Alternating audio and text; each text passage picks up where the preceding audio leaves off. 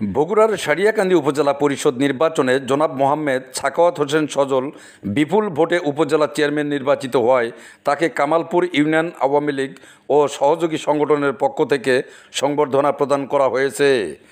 18 মে রোজ শনিবার বিকেলে করিতলা আওয়ামী লীগ কার্যালয়ে সংবর্ধনা অনুষ্ঠানটি অনুষ্ঠিত হয়। প্রথমে নবনির্বাচিত উপজেলা পরিষদ চেয়ারম্যান মোহাম্মদ সাখাওয়াত হোসেন সজলকে ফুল দিয়ে বরণ করা হয়।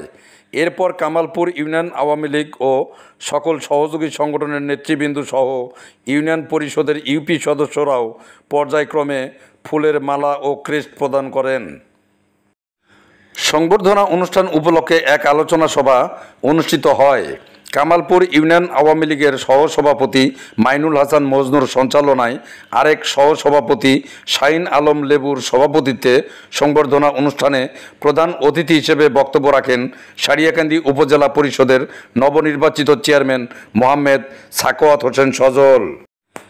সংবর্ধনা অনুষ্ঠানে বিশেষ অতিথি হিসেবে বক্তব্য রাখেন উপজেলা আওয়ামী লীগের সাধারণ সম্পাদক আব্দুল খালেক দুলু, উপজেলা আওয়ামী লীগের সাবেক সহসভাপতি অধ্যক্ষ সাদত হোসেন, উপজেলা আওয়ামী লীগের সাবেক যুগ্ম সাধারণ সম্পাদক ও পৌর মেয়র মতিউর রহমান মতি, উপজেলা আওয়ামী লীগের সাবেক সহসভাপতি মমতাজুর রহমান মণ্ডল, কামালপুর ইউনিয়ন আওয়ামী লীগের সাবেক সভাপতি আবু বকর সিদ্দিক, কামালপুর ইউনিয়ন আওয়ামী লীগের সাধারণ সম্পাদক রবিউল হাসান হেলাল, কামালপুর ইউনিয়ন যুবলীগের সাধারণ সম্পাদক সোহেল রানা, কামালপুর ইউনিয়ন ছাত্রলীগের সভাপতি বজলুর রহমান বাদন প্রমুখ।